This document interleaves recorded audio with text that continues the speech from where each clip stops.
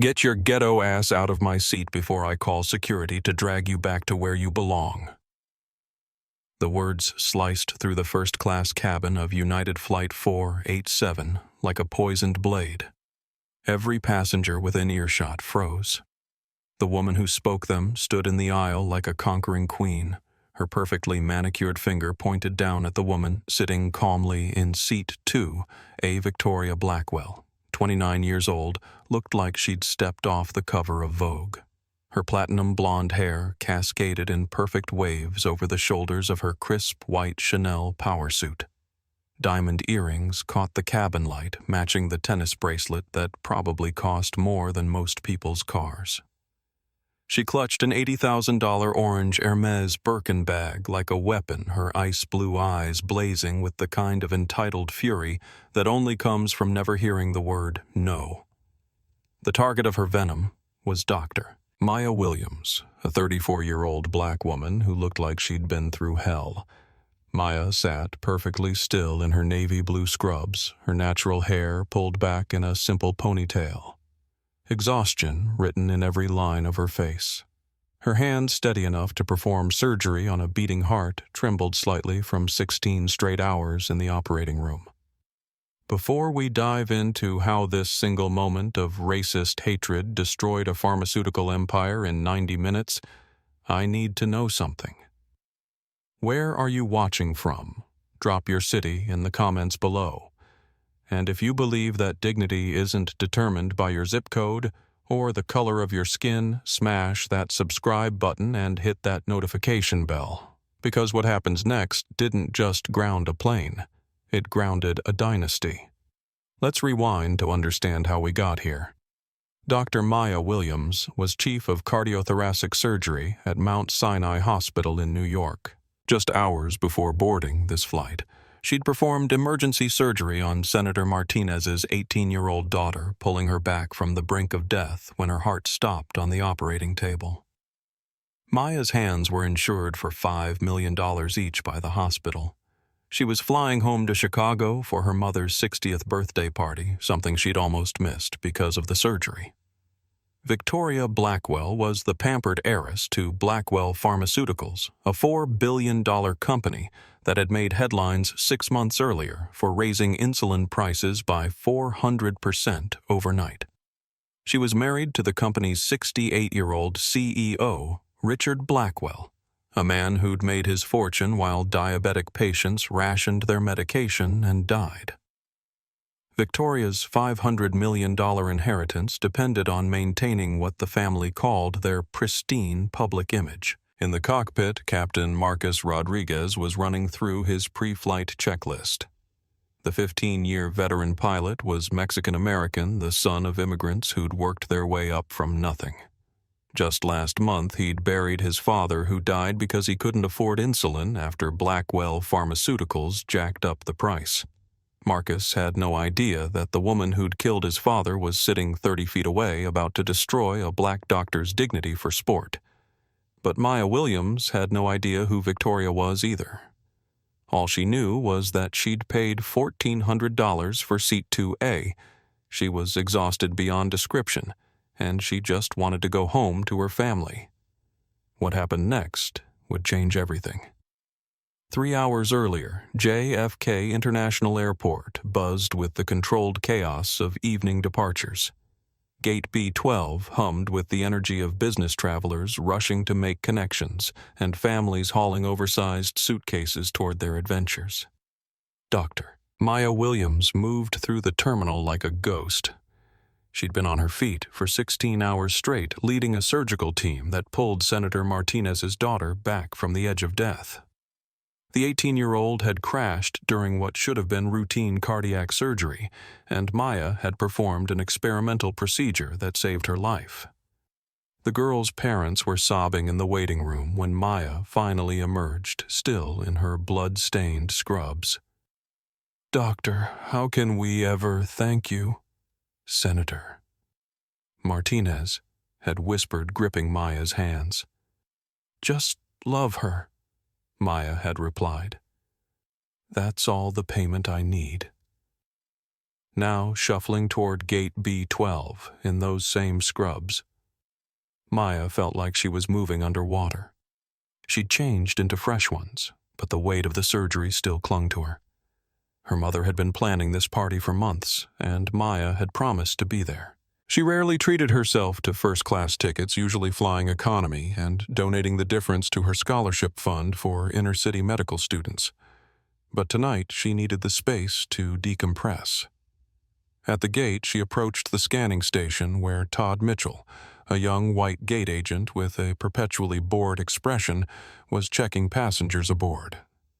When Maya handed him her first-class boarding pass, Todd paused. He looked at her scrubs, looked at the ticket, then looked at her face like he was solving a puzzle. "ID, please," Todd said, his tone carrying just enough suspicion to sting. Maya had been through this dance 1,000 times. The soft interrogation, the barely concealed surprise that someone like her could afford to be somewhere like first class. She handed over her driver's license without comment.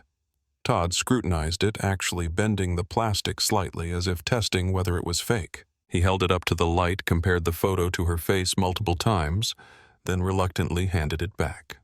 "Have a safe flight, Miss Williams," he muttered, already looking past her to the white businessman in line behind her. "Dr. Williams," Maya corrected softly, pocketing her ID. She didn't wait for an apology. She knew wouldn't come. Walking down the jet bridge, the noise of the terminal faded, replaced by the low mechanical hum of the Boeing 737 systems. Maya stepped aboard and turned left into the first-class cabin, a sanctuary of soft blue leather seats and warm ambient lighting. The cabin was mostly empty, save for a young Latina woman setting up her laptop in the front row, and an elderly white couple settling into their seats near the galley. Maya found seat 2A a window seat that promised the space and quiet she desperately needed. She stowed her beaten leather carry-on bag in the overhead bin. Inside that bag were surgical instruments, worth more than the Honda Civic she drove, but Maya had never cared about material displays of success. She collapsed into the seat, immediately buckling her seatbelt and pulling up the hood of her soft cotton jacket. Just sleep, she told herself. 2 hours to Chicago, then. Mom's party. Then maybe she could process what had happened in that operating room today. She closed her eyes, letting the gentle jazz music of the cabin wash over her. Her heart rate was finally slowing, her breathing deepening, when footsteps approached her row. "Excuse me," came a voice that could cut glass. "You're in my seat." Maya opened one eye. Standing in the aisle was a woman who looked like she'd walked out of a luxury magazine advertisement. Victoria Blackwell was stunning in the way that only unlimited money could achieve. Her platinum blonde hair was styled in perfect beachy waves. She wore oversized designer sunglasses despite being indoors, and her white Chanel trench coat looked like it had never encountered a wrinkle. In her manicured hands, she clutched a bright orange Hermes Birkin bag, worth more than most people's annual salaries.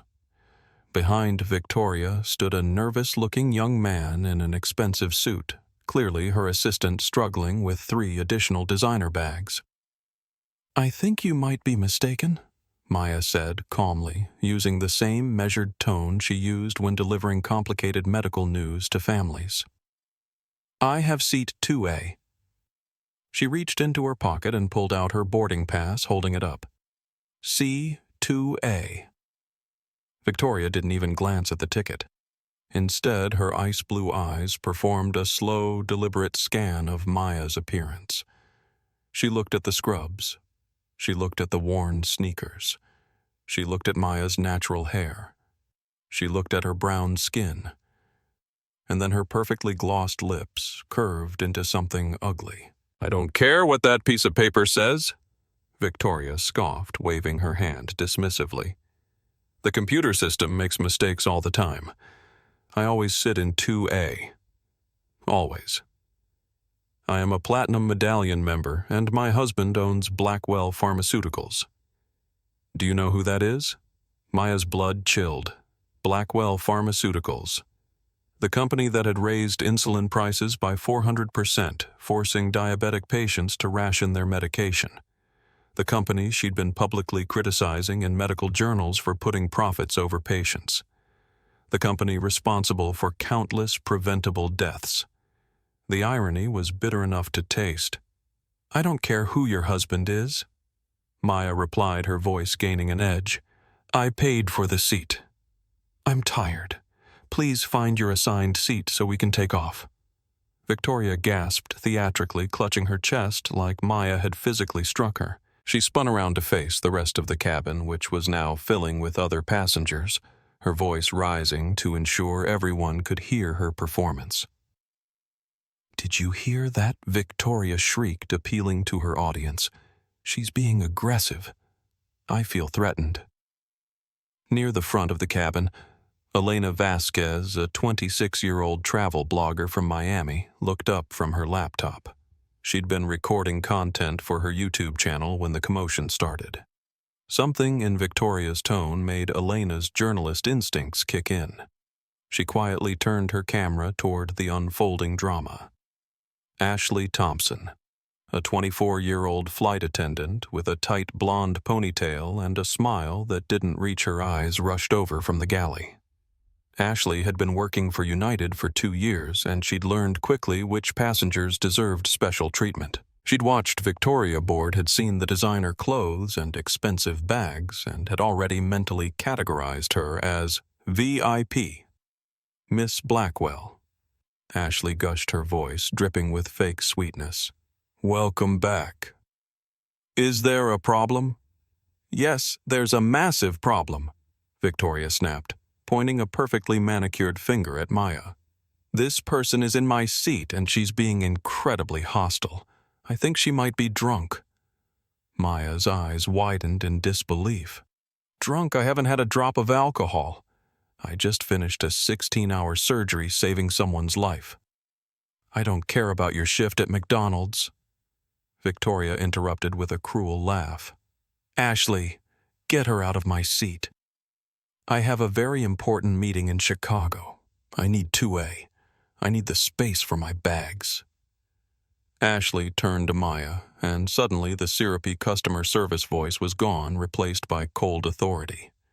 "Ma'am, I'm going to need to see your boarding pass." Maya handed over her boarding pass again, her patience beginning to fray at the edges. Ashley examined it with exaggerated care, then looked at her digital tablet, her fingers dancing across the screen. "Well," Ashley said, pursing her lips and glancing between the pass and Victoria. "It does say 2A, but—" She paused, clearly weighing her options. Ashley knew exactly who Victoria was.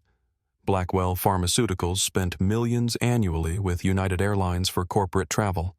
The company had strict policies about keeping VIP passengers happy, and Victoria's husband was definitely VIP. "Ma'am," Ashley said to Maya, dropping her voice to a patronizing whisper. "Look, there must be some kind of computer glitch. Ms. Blackwell is a priority passenger. I'm going to have to ask you to move." "Move where?" Maya asked, incredulous. "The flight is full. We have a seat in economy plus row 15. It's really quite comfortable." "I paid $1,400 for this seat," Maya said firmly. "I'm not moving to the back of the plane." Elena Vasquez had heard enough. The travel blogger opened her TikTok app and hit the live button. Within seconds, viewers began joining her stream. "Hey everyone, Elena here," she whispered into her phone. "I'm on United Flight 487, and I'm watching something absolutely insane happen right now. A black woman doctor is being asked to give up her first-class seat to some entitled white woman, and it's getting ugly." The viewer count climbed rapidly: 500, 1,000, 2,500 people tuning in real time. Carlos Santos, a 32-year-old tech entrepreneur sitting across the aisle, had been trying to mind his own business. But when he heard Victoria's comments, he pulled out his phone and opened Instagram Live. As the founder of a social justice nonprofit, Carlos recognized racism when he saw it. "This is unreal," he narrated quietly to his phone. United Airlines flight attendant is asking a black doctor to give up her paid seat to some rich white woman having a tantrum. Rebecca Johnson, a 68-year-old retired teacher sitting with her husband 2 rows back, began recording discreetly on her phone. She'd seen enough discrimination in her 4 decades of teaching to know what she was witnessing. Victoria noticed the phones coming out, and her perfect composure cracked for just a moment. Then her eyes hardened, and she decided to double down. Ashley Victoria said loudly, ensuring her voice carried throughout the cabin. "Either you remove this person voluntarily, or I'm calling for air marshals. She's being threatening, and frankly, I don't feel safe." Maya remained seated, her hands folded calmly in her lap. "I'm a cardiothoracic surgeon," she said clearly. "I save lives for a living. I'm not threatening anyone." Elena spoke directly into her live stream. 15,000 people are watching this racism happen in real time, guys. This is United Flight 487 from JFK to Chicago. The flight attendant is named Ashley, and she's actively discriminating against this doctor. The hashtag Seat2Agate began trending as Elena's followers shared the stream across social media platforms. Ashley's face flushed red as she realized phones were recording her every word. "Everyone needs to put their phones away immediately," she snapped. "You're interfering with crew operations." "We're documenting discrimination," Carlos said firmly, not lowering his phone.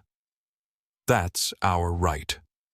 Victoria sensed she was losing control of the narrative. "Time for the nuclear option." "Fine, Victoria," announced dramatically. "If you won't handle this, I'll call my husband. He'll have all of you fired." She pulled out her diamond-encrusted iPhone and began dialing. "Richard." "Yes, it's me. I'm being assaulted by some ghetto woman on your airline." Maya's calm finally cracked. "Excuse me. You heard me." Victoria snarled, her mask slipping completely. "Ghetto. Trash. You people always think you're entitled to things you can't afford. This is first class, not Section 8 housing." The cabin erupted. Rebecca Johnson gasped audibly. Carlos Santos shook his head in disgust. Elena's live stream exploded with outraged comments from her now 25,000 viewers. "Oh my God," Elena whispered to her phone. "She just used every racist dog whistle in the book. This is insane." An elderly white businessman 2 rows behind stood up. "Ma'am, that's completely inappropriate. The doctor has every right to her seat." Victoria whirled around. "Mind your own business. Unless you want to sit next to ghetto trash for 2 hours, you should support me." That's when Air Marshal Jake Peterson appeared at the front of the cabin. Jake was a 15-year veteran, a black man who'd joined the service after 9/11. He'd been monitoring the situation from the back of the plane, and Ashley's radio call had brought him forward. "What seems to be the problem here?" Jake asked calmly. Ashley immediately launched into her prepared narrative. "This passenger in 2A is refusing to follow crew instructions. She's being belligerent and won't move to her assigned seat." "That's not what happened," Maya said firmly. "I'm in my assigned seat." "She," Maya pointed to Victoria, "demanded I move so she could sit here instead." Jake looked at Maya's boarding pass, then at Victoria's. Victoria's pass clearly showed seat 4A, not 2A. "Ma'am," Jake said to Victoria, "your boarding pass shows 4A." Victoria's face twisted with rage. "I don't care what it shows. I always sit in 2A. My husband owns this airline's biggest pharmaceutical contract. You can't treat me like some common passenger." Jake's expression hardened. In 15 years of service, he'd developed a keen sense for when someone was about to cross a line they couldn't uncross. "Ma'am, I need you to lower your voice and return to your assigned seat." "Are you kidding me?"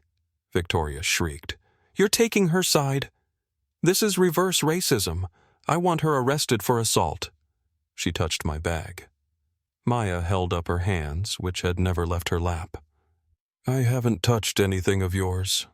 Carlos Santos spoke up from across the aisle. I've been recording this whole thing. She's lying. The doctor never touched her bag. Delete that video, Victoria screamed. I'll sue you. Elena's live stream had now reached 50,000 viewers. The comments were flowing so fast she could barely read them, but she caught enough to know this was going viral. Guys, the racist pharmaceutical heiress is now threatening to sue passengers for documenting her behavior, Elena narrated. This is absolutely unhinged. Rebecca Johnson, the retired teacher, stood up with her phone still recording.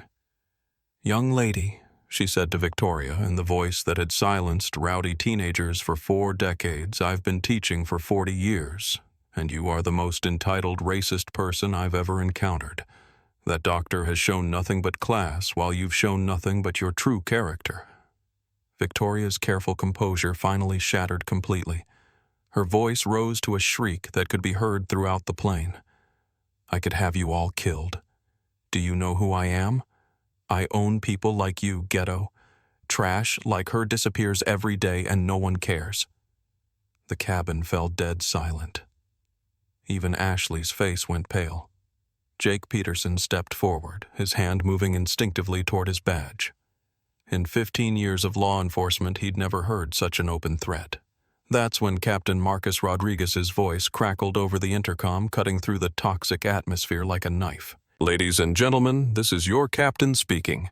We're currently experiencing a delay due to an operational issue. Please remain seated while we resolve the situation. In the cockpit, Marcus had been monitoring social media on his tablet during the pre-flight checklist. Elena's live stream had been shared to his Twitter feed by multiple followers. When he saw the hashtag Victoria Blackwell, trending alongside hashtag Seat2A-Gate, his blood ran cold. Victoria Blackwell, the woman whose husband had killed his father. Captain Marcus Rodriguez stared at his tablet screen in the cockpit, his hands trembling slightly as he read the live stream comments flooding in. 50,000 viewers had become 100,000 in a matter of minutes. The hashtags, hashtag Victoria Blackwell and hashtag Seat2A-Gate, were trending nationwide, and news outlets were already picking up the story. But it wasn't the viral nature of the incident that made Marcus's chest tighten with pain. It was the name. Victoria Blackwell. 6 weeks ago, Marcus had stood in a cemetery in East Los Angeles, watching his father's coffin being lowered into the ground. Eduardo Rodriguez had been diabetic for 20 years, managing his condition carefully with insulin that had cost $40 a month for most of his life. Then, Blackwell Pharmaceuticals had raised the price overnight to $400. Eduardo, a retired janitor living on Social Security, had started rationing his medication. I'll be fine, mijo, he'd told Marcus during their last phone call. I can make it last longer. I don't need as much. 3 days later, Eduardo Rodriguez was dead from diabetic ketoacidosis. Now the woman whose husband had killed his father was 30 feet away, screaming racist threats at a black doctor who'd just saved someone's life. Sarah Marcus said to his co-pilot Sarah Chen, a Latina woman in her early 30s who'd been flying with Marcus for 3 years, "Pull up the social media feeds. Flight 487 or 8. Sarah's eyes widened as she scrolled through the live streams. Captain, this is everywhere. CNN is already running the story. That woman just threatened to have passengers killed. Marcus unbuckled his harness and stood up. Take over the pre-flight. I'm going back there. Marcus, Sarah said carefully. Whatever you're thinking, remember you have 200 passengers on this plane. Don't let personal feelings. My personal feelings. Marcus turned to face her. Sarah, that woman's husband murdered my father. Not with a gun, with greed. And now she's terrorizing a doctor who saves lives. He paused at the cockpit door. Sometimes personal feelings are exactly what the situation requires. Marcus opened the cockpit door and stepped into the cabin. The first thing he heard was Victoria's voice still raised in venomous anger. "Don't care what your little phones are recording. My husband will destroy all of you. We own this airline. We own the government. People like her," she pointed at Maya with disgust, "need to remember their place." The cabin had become a powder keg. Elena's live stream was approaching 200,000 viewers. Carlos Santos was live on Instagram to his 30,000 followers. Rebecca Johnson was quietly recording everything for evidence. Other passengers had their phones out creating a digital documentary of discrimination in real time. Maya Williams sat calmly in seat 2. Her hands folded, her expression serene despite the chaos around her. She looked like the eye of a hurricane, perfectly still while everything collapsed around her. Marcus approached Air Marshal Jake Peterson, who was clearly struggling with how to handle a situation that had spiraled beyond normal protocol. Jake Marcus said quietly, "I need to speak with you privately."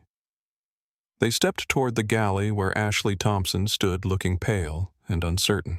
She'd realized her handling of the situation was being broadcast to hundreds of thousands of people, and her confident authority had evaporated. "Captain Jake said this situation is highly irregular. The passenger in 2A has done nothing wrong, but the passenger standing—" He gestured toward Victoria, who was now on her phone screaming at someone about lawsuits and firings. "Jake, I need you to listen carefully," Marcus said. "That woman is Victoria Blackwell. Her husband owns Blackwell Pharmaceuticals." Jake nodded. "I gathered that from her statements. 3 months ago, they raised insulin prices by 400%. My father couldn't afford his medication anymore. He rationed it and died." Marcus's voice was steady, but his eyes burned with grief and anger. "That woman's family fortune is built on the corpses of diabetics." Before Jake could respond, Sarah Chen's voice crackled through Marcus's radio. "Captain, you need to get back here. We just received an emergency medical call from Denver General Hospital. They have a cardiac patient in critical condition, and they're specifically requesting Dr. Maya Williams. Apparently she's the only surgeon who's successfully performed some experimental heart procedure." Marcus looked through the galley entrance at Maya, still sitting calmly despite Victoria's continued tirade. Then he looked at Victoria, whose face was flushed red with rage as she screamed into her phone. A terrible suspicion began forming in Marcus's mind. Sarah Marcus said into his radio, "What's the name of the patient in Denver?" Richard Blackwell came the reply. 68-year-old male, massive myocardial infarction. They say it came out of nowhere during a board meeting. Family is requesting immediate transport to—" Marcus didn't hear the rest. Richard Blackwell, Victoria's husband. The man who'd killed his father was dying in Denver, and the only person who could save him was the Black Doctor. Victoria was currently trying to destroy, but something about the timing felt wrong. Marcus looked at Victoria again, noticed how she kept checking her phone, how her anger seemed performative rather than genuine. 20 years of flying had taught him to read people, to spot the subtle signs when someone was hiding something. Marcus walked back toward the confrontation. Victoria was still on her phone, her voice carrying throughout the cabin. "Told you the board meeting was today? Why are you calling me about—" She stopped mid-sentence, her face draining of color. "What? When? How is that possible?" Maya looked up at the sudden change in Victoria's tone. As a surgeon, she'd heard that voice countless times the moment when someone received devastating news. "Ma'am," Marcus said, approaching Victoria. "I need to speak with you privately." Victoria spun around, her phone still pressed to her ear. "Who are you?" "I'm on an important call. I'm Captain Rodriguez. I need to inform you that we've received an emergency medical request from Denver General Hospital. Your husband has suffered a massive heart attack." The phone slipped from Victoria's hand, clattering to the cabin floor. For a moment, her perfect mask cracked, revealing something that looked almost like panic. "That's..." "That's impossible," she whispered. "He was fine this morning. I just talked to him before the board meeting." Marcus bent down and picked up Victoria's phone. The screen was still lit, showing her recent text messages. What he saw made his blood freeze. The most recent message thread was with someone labeled Dr. K. Victoria. Added the extra pills to his morning coffee, as discussed. Dr. K. Perfect timing with the board meeting. Make sure you're in Chicago when it happens. Victoria. How long until symptoms show? Dr. K. 2 to 3 hours maximum. Will look like natural cardiac event, Victoria. And the inheritance, Dr. K. As long as the morality clause isn't triggered, you inherit everything. Carlos Santos, who was standing close enough to see the phone screen, gasped audibly. His Instagram live stream was still running, and he quickly repositioned his phone to capture the text messages. "Holy shit," Carlos whispered, then louder. "She poisoned him. She poisoned her own husband." The cabin erupted in shocked gasps. Elena's TikTok live stream exploded with comments as viewers realized they were witnessing not just racism, but attempted murder in real time. Maya Williams, who had remained silent through the entire confrontation, finally stood up. Her medical training had kicked in, and she could see Victoria's guilty panic written across her face. "Ma'am," Maya said calmly, "if your husband is having a heart attack and you have information about what might have caused it, you need to tell me now. I'm the doctor they're requesting, and every second counts." Victoria's eyes darted between Maya, the phone in Marcus's hand, and the dozens of other phones recording her every reaction. "I don't know what you're talking about," Victoria said, but her voice was shaking now. Marcus stepped forward, his voice carrying the authority of 15 years in command. "Ma'am, I'm reading text messages on your phone that suggest you deliberately poisoned your husband's coffee this morning. Dr. Williams is the only person who can save his life, and we need to get to Denver immediately. Jake Peterson." The air marshal stepped behind Victoria. "Ma'am, I'm placing you under federal custody on suspicion of attempted murder." "You can't." Victoria screamed, her composure completely shattered. "I haven't done anything. This is all her fault." She pointed at Maya. "If this ghetto bitch had just moved to economy like she was supposed to, none of this would have happened." Maya looked directly into Victoria's eyes, her voice calm and steady despite the chaos. "Ma'am, whether you tried to kill your husband or not, whether you hate me or not, I took an oath to do no harm. If he needs surgery, I'm going to save his life. That's what doctors do." The cabin fell silent, except for the quiet sobbing of passengers who were witnessing something unprecedented. Elena's live stream had reached 500,000 viewers.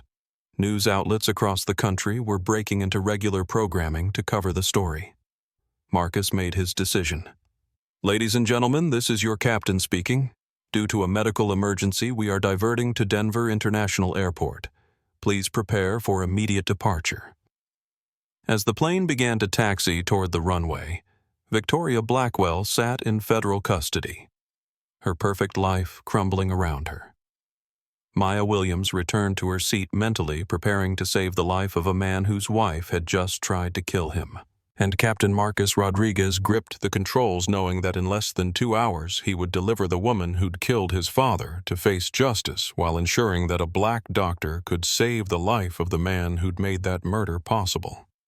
Sometimes justice comes in the most unexpected forms.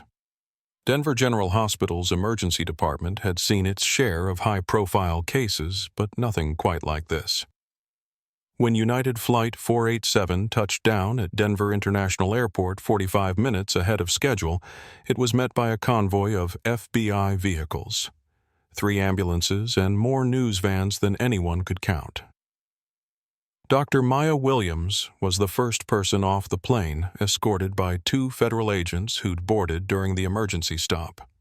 She'd spent the flight reviewing Richard Blackwell's medical files on her tablet, preparing for surgery that would either save the life of a man whose company had killed thousands, or fail spectacularly in front of half the world. Victoria Blackwell was led off in handcuffs, her white Chanel suit wrinkled and stained with tears.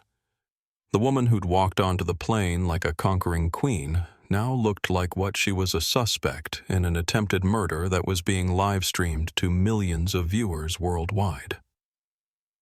Elena Vasquez had kept her TikTok live stream running throughout the flight, providing play-by-play commentary to an audience that had grown to over 1 million viewers.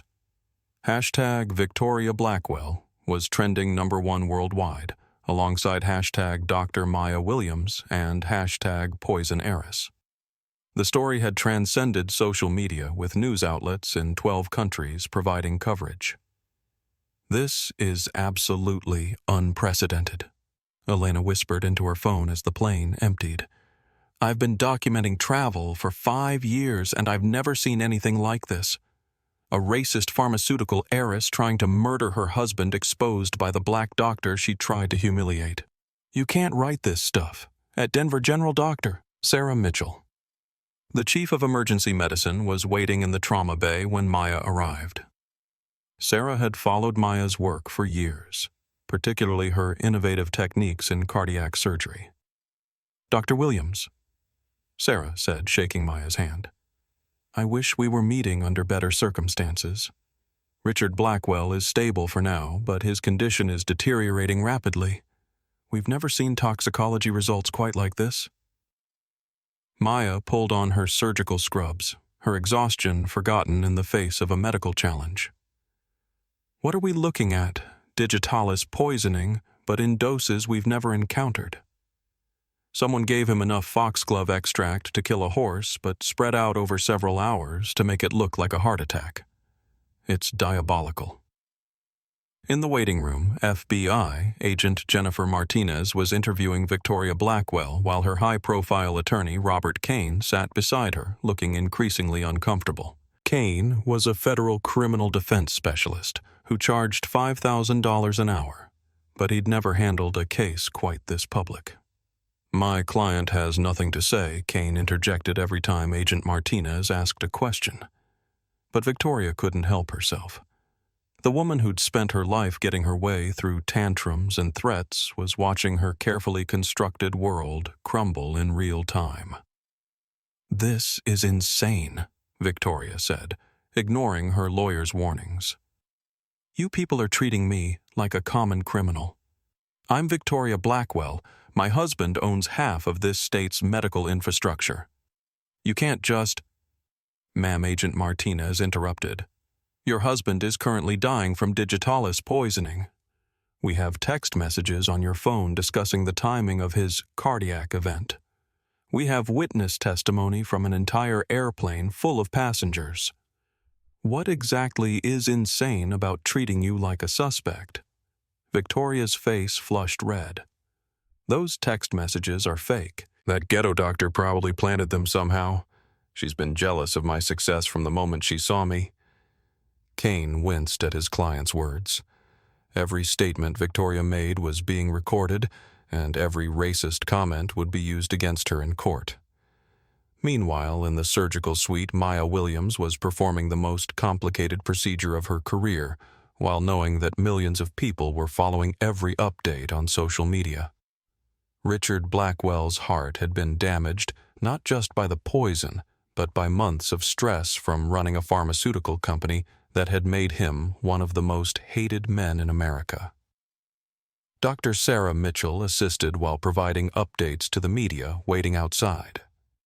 Dr. Williams is performing an experimental cardiac repair procedure that she developed at Mount Sinai. She's essentially rebuilding portions of Mr. Blackwell's heart muscle while neutralizing the digitalis poison. 3 hours into the surgery, Maya made a discovery that changed everything. Richard Blackwell's medical records showed a pattern of digitalis in his system dating back 6 months. Not enough to kill him, but enough to gradually weaken his heart and make him dependent on his young wife for daily care. Dr. Mitchell Maya said, without looking up from her work, "We need to contact the FBI immediately. This wasn't attempted murder. This was slow-motion assassination. She's been poisoning him for months." Outside the surgical suite, news of Maya's discovery spread like wildfire. Elena Vasquez was still live streaming from the hospital waiting room, providing updates to her audience of nearly 2 million viewers. According to sources inside the surgery, Elena reported Dr. Williams has discovered evidence that Victoria Blackwell has been slowly poisoning her husband for months, gradually weakening his heart while positioning herself to inherit his fortune. The revelation sent shockwaves through the pharmaceutical industry. Blackwell Pharmaceutical's stock price had already crashed 60% during the flight, but news of the long-term poisoning plot sent it into freefall. Agent Martinez confronted Victoria with the new evidence, while Robert Kane looked like he wanted to disappear. "Mrs. Blackwell, we now have medical evidence that you've been poisoning your husband for 6 months. This isn't just attempted murder. This is a calculated assassination plot." Victoria's mask finally slipped completely.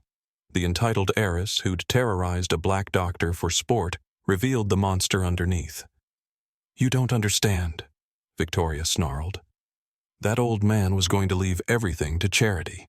68 years old, and he suddenly develops a conscience about insulin prices.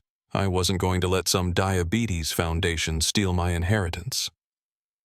Kane dropped his head into his hands. His client had just confessed to attempted murder on camera. "He deserved it," Victoria continued, her voice rising. "All those people whining about insulin prices, they should have worked harder, made more money. It's not my fault they're poor." Agent Martinez turned off her recorder. She'd heard enough. At that moment, Maya Williams emerged from surgery still in her blood-stained scrubs. She found Agent Martinez in the hallway and delivered the news that would dominate headlines for weeks. "Agent Martinez, Richard Blackwell is stable. He'll make a full recovery." Maya paused, exhaustion finally catching up with her. "But I need you to know something."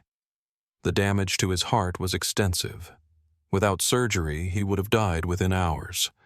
If that plane hadn't been diverted, if I hadn't been there. "You saved his life," Agent Martinez said.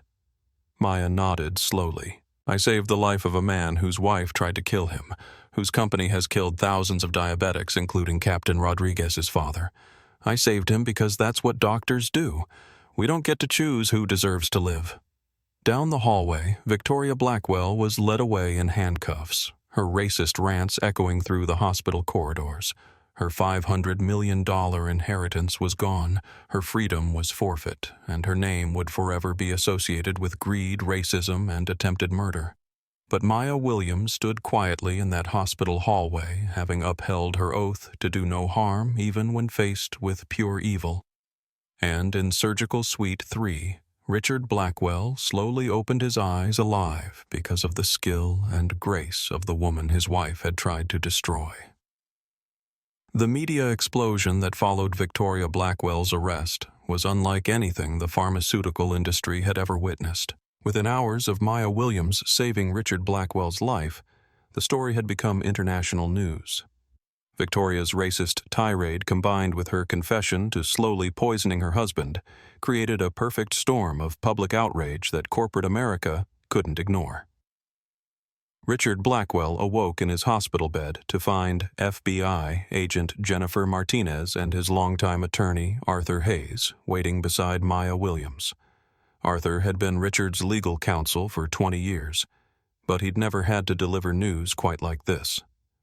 "Mr. Blackwell," Arthur said gently, "I need to inform you that your wife has been arrested for attempted murder. The evidence suggests she's been poisoning you for months." Richard stared at the ceiling for a long moment, then turned to look at Maya. "You're the doctor from the plane." "The woman, Victoria." He couldn't finish the sentence. "Yes," Maya said simply.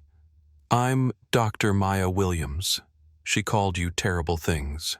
Said horrible racist." Richard's voice cracked. "And you saved my life anyway." Maya nodded. "That's what doctors do." Richard closed his eyes, and when he opened them, something fundamental had changed. "Arthur, I want you to call an emergency board meeting. I'm announcing my retirement from Blackwell Pharmaceuticals effective immediately. and I want insulin prices rolled back to where they were 5 years ago." Sir Arthur said carefully, "That's a billion-dollar decision. Perhaps you should wait until—" "How many people died because of our greed?" Richard interrupted, looking directly at Maya. "How many Captain Rodriguez's fathers died because I wanted to maximize profits?" Maya remained silent. This wasn't her conversation to have. 1,000, Richard continued. 5,000. How many diabetics rationed their medication and died because I decided insulin was a luxury item instead of a life-saving necessity? Arthur pulled out his tablet. "Sir, if you're serious about this, we need to move quickly.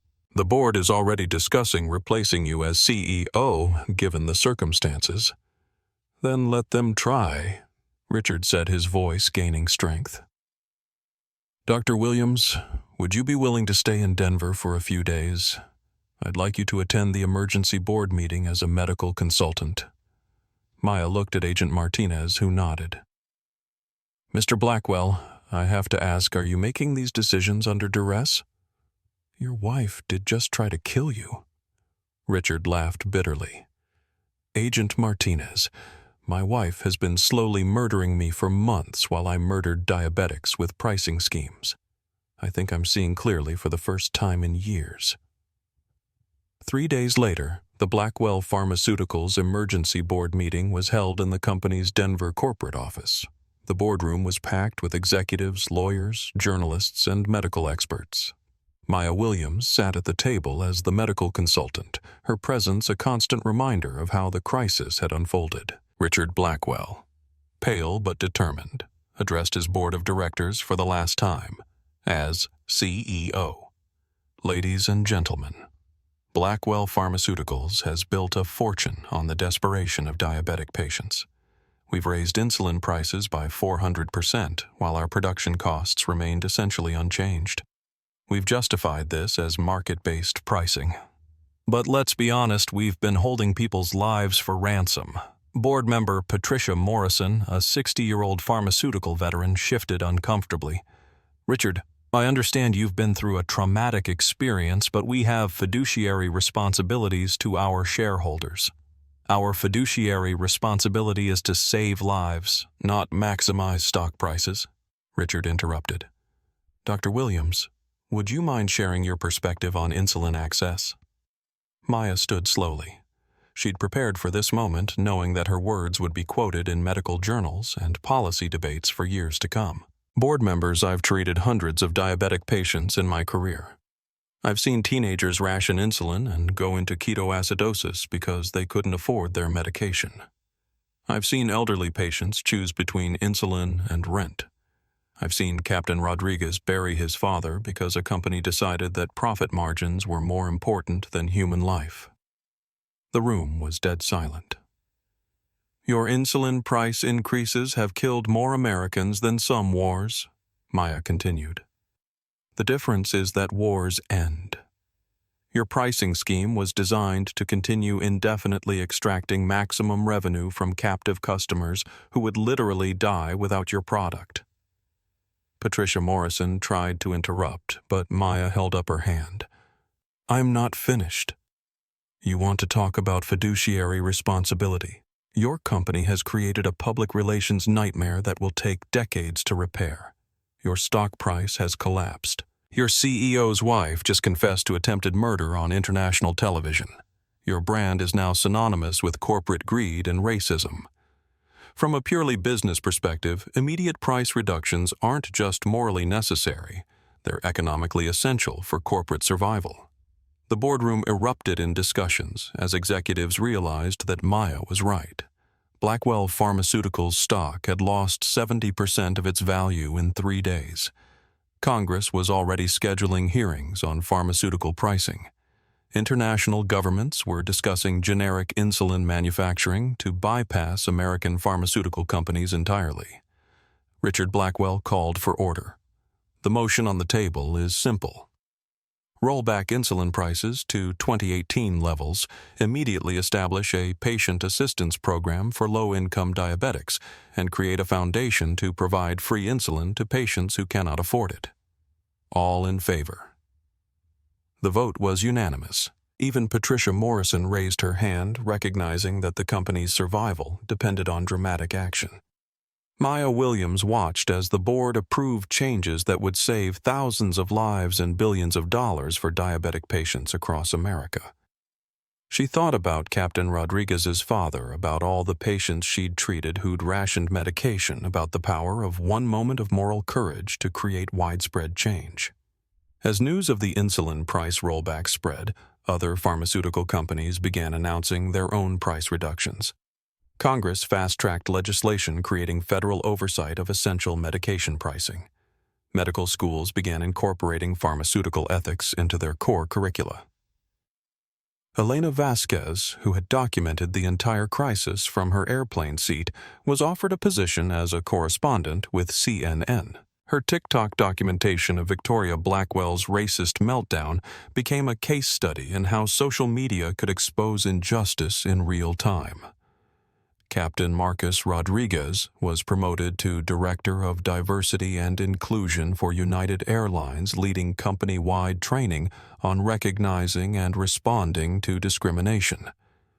The airline established the Rodriguez Fund, providing free flights for medical professionals traveling to treat underserved communities. Ashley Thompson, the flight attendant who had enabled Victoria's racist demands, was terminated, and her discriminatory actions became a training example for flight crews nationwide. But perhaps the most significant change was personal rather than corporate. Richard Blackwell established the Maya Williams Foundation for Medical Equity, donating $50 million to provide scholarships for underrepresented students in medical school. During the foundation's inaugural ceremony, Richard approached Maya privately. "Dr. Williams, I know I can never undo the harm my company has caused. Captain Rodriguez will never get his father back. Thousands of diabetics have died because of my greed. But I want you to know that saving my life didn't just keep me alive, it made me want to be worth saving." Maya smiled, the first genuine smile she'd shown since the crisis began. Mr. Blackwell, redemption isn't about erasing the past.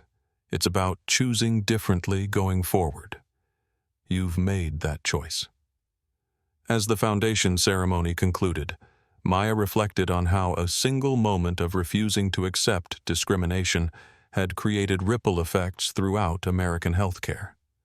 Sometimes justice comes not from punishment, but from transformation. And sometimes the most powerful response to hatred is simply refusing to let it change who you are. 6 months after United Flight 487 made its emergency landing in Denver, Maya Williams walked through the jetway at O'Hare International Airport, preparing to board another United flight. This time she wasn't exhausted from surgery or heading home to her mother's birthday party. She was traveling to Geneva to present her cardiac repair technique at the International Medical Conference, where her work saving Richard Blackwell's life had revolutionized emergency cardiac care. The difference was striking. Airport employees recognized her now, greeting her with genuine warmth and respect. Gate agent Todd Mitchell, the man who had scrutinized her boarding pass 6 months earlier, was working the Geneva flight. When he saw Maya approaching, his face flushed with embarrassment.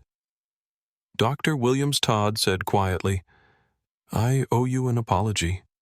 The way I treated you that day was inexcusable. I've been through sensitivity training because of what happened, and I wanted you to know that I'm genuinely sorry." Maya paused, studying his face. She could see that his remorse was genuine, that he'd spent months reflecting on his behavior. "Todd," Maya said gently, "apology accepted. We all have the opportunity to choose differently going forward." As Maya boarded the plane, she was greeted by a familiar voice over the intercom. "Good afternoon, ladies and gentlemen. This is your captain speaking. My name is Marcus Rodriguez, and I'd like to welcome you aboard United Flight 847 to Geneva." Maya smiled as she settled into Seat 2A, the same seat number that had started this entire journey. The cabin was quieter than that chaotic evening 6 months ago, filled with business travelers and medical professionals heading to the conference. "We have a very special passenger with us today." Marcus continued, his voice warm with genuine affection. "Dr. Maya Williams, who many of you may know from the news, is traveling with us to Geneva to present groundbreaking research that has already saved hundreds of lives around the world. Dr. Williams has taught all of us that dignity isn't about where you sit, but how you stand your ground when faced with injustice." The entire cabin erupted in applause. Passengers turned in their seats to smile at Maya, and several raised their phones to record the moment. But this time, the cameras weren't documenting discrimination, they were celebrating courage. Maya raised her water glass toward the cockpit in a quiet salute to Marcus, then settled back to review her presentation notes for Geneva. Meanwhile, 1,000 miles away in a minimum security federal facility in Colorado, Victoria Blackwell was beginning her 15th year of her sentence. Federal prosecutors had successfully convicted her on charges of attempted murder conspiracy and hate crime enhancements. Her 15-year sentence reflected the premeditated nature of her crime and the racist motivation behind her actions. Inmate number 47,291 was assigned to the prison medical library, a placement that corrections officials considered ironically appropriate. Victoria spent her days cataloging medical journals and research papers, surrounded by the kind of life-saving information she'd once tried to prevent people from accessing. Her orange jumpsuit was a far cry from the white Chanel suit she'd worn that day on the plane. Her manicured nails were broken and unpolished. Her platinum blonde hair had grown out, revealing brown roots that she could no longer afford to maintain. The woman who'd once clutched an $80,000 handbag now carried her belongings in a standard prison-issue cloth bag. Blackwell, a corrections officer, called out, "You have a visitor." Victoria looked up from the medical journals she was shelving, surprised. She'd had no visitors in months. Her wealthy friends had abandoned her, her family had disowned her, and her expensive lawyers had moved on to paying clients. In the visitor's room, she found Elena Vasquez waiting for her. Elena had become a successful investigative journalist, and she was working on a documentary about the long-term impacts of social media in exposing injustice. Mrs. Blackwell, Elena said, setting up her camera, "I wanted to ask you about your experience and whether you've gained any perspective on what happened." Victoria stared at Elena for a long moment. The young Latina woman who documented her meltdown had gone on to become a respected journalist, while Victoria had lost everything. "Perspective," Victoria said bitterly. "You want to know my perspective? I lost everything because some uppity doctor couldn't just move to economy class like she was supposed to." Elena's heart sank. After 15 months in prison, Victoria Blackwell had learned nothing. She was still blaming Maya Williams for her own racist actions and criminal behavior. "Mrs. Blackwell," Elena said gently, "Dr. Williams saved your husband's life after you tried to kill him. She showed grace and professionalism while you called her racist slurs and threatened to have passengers murdered. Don't you see that your actions were wrong?" Victoria's face hardened. "That woman ruined my life. If she'd just known her place, none of this would have happened." Elena turned off her camera and stood to leave. Some people, she realized, were incapable of growth or redemption. Victoria Blackwell would spend the next decade in prison, still convinced that her victims were somehow responsible for her choices. Back in Geneva, Maya Williams was receiving a standing ovation from 2,000 of the world's leading medical professionals. Her presentation on emergency cardiac repair had been flawless, and her technique was already being implemented in hospitals across 6 continents. As she left the stage, Maya was approached by Dr. Jean-Claude Moreau, the director of the World Health Organization's Cardiac Health Initiative. "Dr. Williams." Dr. Moreau said we'd like to invite you to lead our new global cardiac equity program. Your work has shown us that medical innovation must be coupled with social justice to truly serve humanity. Maya considered the offer. Leading a global program would mean traveling extensively, working with underserved populations worldwide, and continuing the fight for medical equity on an international scale. Dr. Moreau. Maya said, "I accept on one condition. The program must include specific initiatives to provide cardiac care in communities that pharmaceutical companies have historically exploited. We save everyone regardless of their ability to pay." "Of course," Dr. Moreau smiled. "That's exactly why we want you to lead it." That evening, Maya video called her mother from her Geneva hotel room.